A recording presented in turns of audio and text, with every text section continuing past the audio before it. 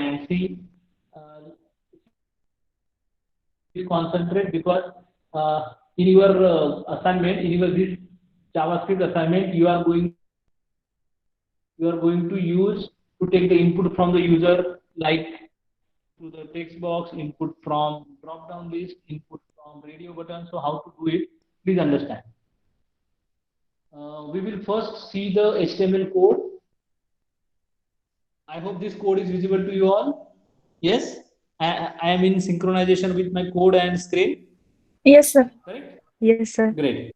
So see, line number 23, I am taking one input and its type is, I am uniquely identifying it with ID R1. Name of it is WT and value I am setting it a JavaScript. So please understand, here these much attributes are required. Meaning of type means it will treat as a radio button. ID means uniquely identify. This name will be used at the server side, and this value attribute will be used to set the value. And if you observe, after this input tag, again I have to write the JavaScript. So please understand, for a radio buttons or for drop down buttons, the inner HTML is for display, inner HTML for display, and the value is for whenever user will select that display, what value will go. Similarly, second radio button is created R2. Again, its name is same and value is jQuery, and one button is there, and that's what you are able to see here. Yes, and see, when I kept the name same WT, then only I can restrict that only one radio button should be clicked, not both. If suppose I remove this name,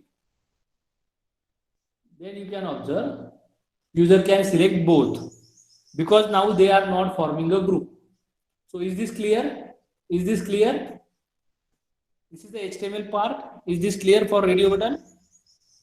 What is the importance of name attribute? Yes? Great. Now what we want to achieve is, good. What we want to achieve is, we want to check which is clicked, either JavaScript or jQuery, and accordingly we have to display the message. So first see the output and then we will check the code. Click me. If I click on this, you have selected jQuery. This is the output because I selected jQuery. Now let me select JavaScript, and when I will click, it is saying you have selected JavaScript. Let's see what is the code. When you are clicking, it is clicking the button. It is calling the button click function. So in the script, I have written the button click function, in which, see, now I want to check both the values. So document.getElement by ID R1 means which will take radio button 1's value in RD1. Document.getElement by ID R2, it will take the value of radio button 2 in the RD2. Actually not the value, sorry, not the value. RD1 and RD2 will point to those objects. Then how can we check that which is clicked, which is checked? So for that, for a radio button, attribute is checked. As for text box, attribute is .val. For image, attribute is .source. Here, checked is the attribute. So if R1.checked equal to true, means if it is checked, it will return true, or it will return false. Whatever screen you are seeing in the right hand side, whatever screen you are able to see in the right hand side. Okay, I hope my mouse is, you are observing my mouse. So if, see here, JavaScript is checked, so it will return true, and jQuery is not checked, so it will return false. Okay, so if RD1.checked is true, you have selected. To check that it's checked or not. Value is displayed as a RD1.value, and which value you are talking? This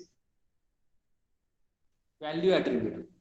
Similarly for R2, If RD2 is checked, means display RD2 value. And if nothing is checked, you have not selected the option. So okay, now I have refreshed this code. I am not clicking on anyone. I am not selecting anyone. I am just clicking. So you are getting third option. You have not selected any option. If I select jQuery means this first condition at line number 10 will return false, means it will not go inside this body. It will check the second condition, which is true. RD2 is checked.